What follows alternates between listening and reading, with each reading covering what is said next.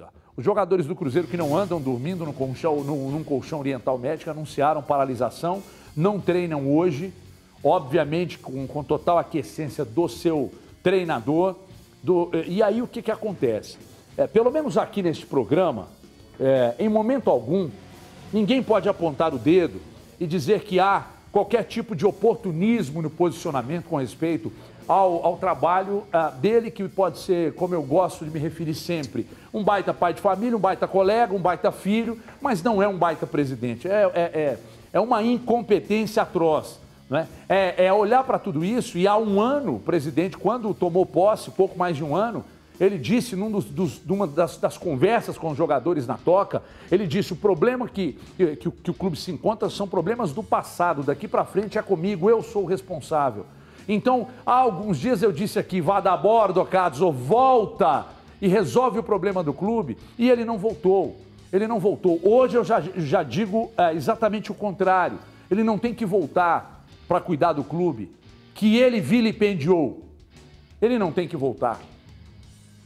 Para o bem da torcida, para o bem da instituição, para a saúde mental e financeira de jogadores e funcionários, diga ao povo que não fico. O Sérgio Santos Rodrigues perdeu a capacidade de administrar o Cruzeiro. Perdeu. Se você tiver a oportunidade de ler a carta divulgada pelo Fábio, primeiramente, depois por outros jogadores, vocês vão perceber que ali o que está escrito e facilmente interpretado é uma crítica ao processo, ao gestor, à gestão. Mas se você observar nas entrelinhas, eles falam de negligência, eles falam do descumprimento do que foi acordado, e aí está o problema. Então, para mim, ele não tem a menor capacidade de seguir administrando o Cruzeiro. Agora, como é que vão fazer, eu não sei. Porque o conselho, que o Léo Gomide carinhosamente chama de maminha de homem, que não presta para nada, até agora não se posicionou. Aliás, ninguém se posicionou. Nenhuma resposta à grave histórica carta, que foi ontem, divulgada pelo goleiro Fábio e por outros jogadores. Até o momento, ninguém se manifestou do clube para trazer qualquer tipo de palavra que conforte jogadores e funcionários do clube. Vinícius Gris. Ô Everton, é um assunto delicado, né? Porque envolve a vida de centenas de funcionários do Cruzeiro, né? Muitos deles passando por muitas dificuldades, e acho que é algo que a gente precisa tratar com muita seriedade, né? A gente se acostumou, a gente se acostuma, né, a lidar com naturalidade com os atrasos de salário no futebol, porque a imensa maioria dos jogadores de Série A, B e C aí ganham muito acima da média, né, do trabalhador normal, do trabalhador comum, se é que o futebol é um trabalho incomum, né? Mas e a gente ignora um pouco a questão dos outros funcionários do clube, né, que tem centenas de outros funcionários, muitos deles ganhando salário mínimo, ou próximo do salário mínimo, e que estão passando por grandes dificuldades, né?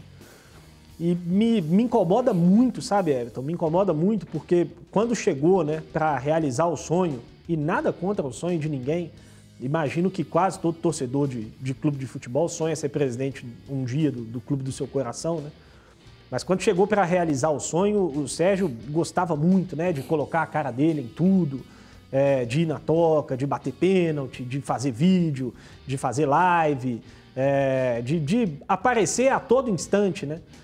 E 24 horas depois já de uma carta histórica, como você falou, né? E com acusações graves a respeito do trabalho da diretoria, não tem um posicionamento do Cruzeiro, né?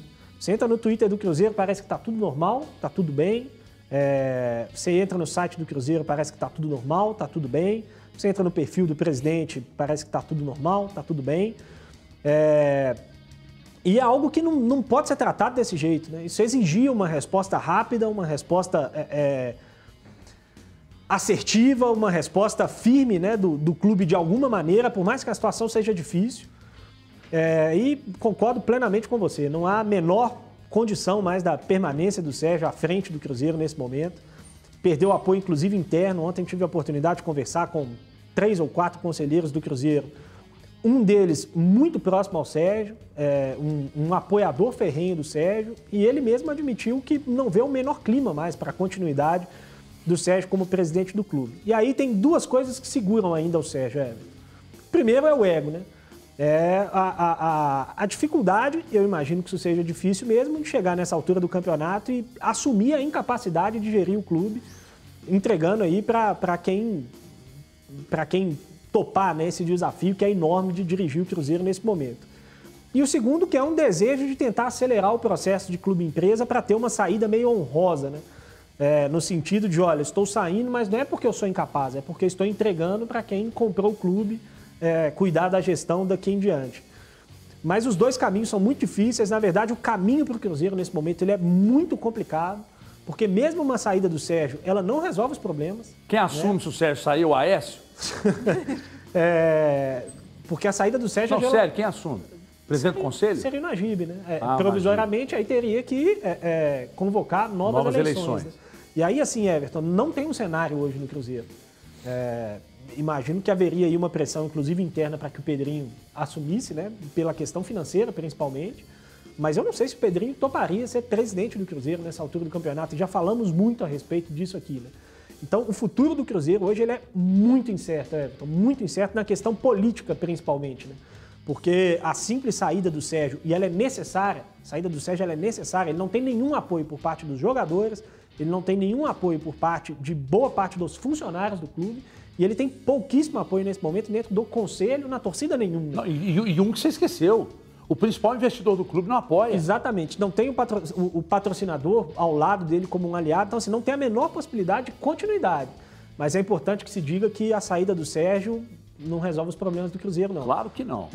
Tem um cenário bem turvo a partir do momento em que o Sérgio assumir a incapacidade dele, que para mim já está clara há bastante tempo. Já está clara há bastante tempo e foi dito aqui já há muito tempo, inclusive na oportunidade, quando ele nos concedeu uma entrevista, foi cobrado, foi perguntado, e uma das perguntas que foi feita, inclusive, é de que como você consegue administrar um clube onde você tem uma despesa maior do que a receita, que era a minha grande preocupação, mas não só nisso, Júlia. Um festival de coisas erradas envolvendo o futebol e o grande problema, que eu disse aqui, os jogadores, os funcionários, a comissão técnica se sente vilipendiada, sabe? Tem uma palavra que me chamou a atenção, eu vou buscar aqui agora na carta, alguma coisa do tipo negligência, acho que foi negligência, acho que no último parágrafo ali, eles falam de negligência, ou seja, aí vai aquela velha história, né? Negligente, ele não tem perícia nenhuma com o negócio, ele vilipendia, ele não leva a sério. Eu estou falando como administrador, o resto não me interessa, né? Pois não, Júlia? Em 2019, o Cruzeiro ele foi vítima de um crime, porque roubaram o Cruzeiro. Hoje, o Cruzeiro está sendo vítima de incompetentes. O que já era ruim está ainda pior, porque quem assumiu não consegue fazer nada para ajudar a melhorar a situação. Eu acho que é vergonhoso pensar que tem um presidente do clube nessa situação e ele está no exterior dando uma palestra sobre gestão, porque a gente sabe que de gestão o Sérgio não entende nada, ou senão se ele entende, ele não pratica. Porque no mundo dele está muito diferente da realidade do clube, que é o que ele está gerindo no momento. O que me preocupa muito, o Everton, é pensar que a gente está num final de temporada. Como que vai ficar o planejamento para 2022? Quando o Cruzeiro tentou mobilizar ali a torcida, sócio reconstrução, doação mesmo, porque teve muito isso, né, assim, de pedir ajuda para o torcedor para doar dinheiro mesmo. O torcedor não ia ter nada em troca, ele estava doando dinheiro. E muitos torcedores apoiaram, assim, e até hoje, né, a gente vê o estádio com uma lotação boa pelo o público que pode estar presente. O torcedor está apoiando, os jogadores estão jogando. Pode questionar ali a qualidade técnica, mas empenho, a gente já falou isso várias vezes, não falta. Então, os jogadores estão sem receber e estão jogando, estão cumprindo a obrigação deles. E os funcionários também. Está acontecendo hoje no Cruzeiro um desmonte muito grande. Isso a gente acaba falando mais sobre os jogadores, né? Porque, querendo ou não, no elenco profissional que tem a visibilidade maior.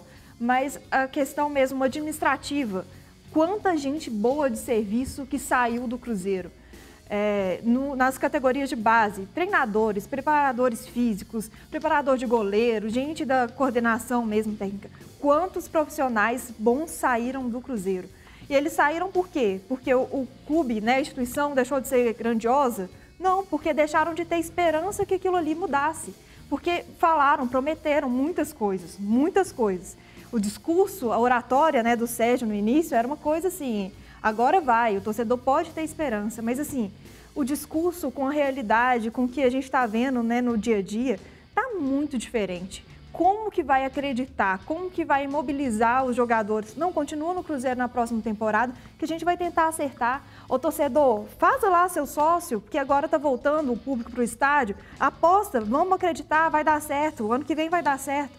Ninguém mais acredita mais no discurso do Sérgio. Então não tem nenhuma condição do Sérgio continuar.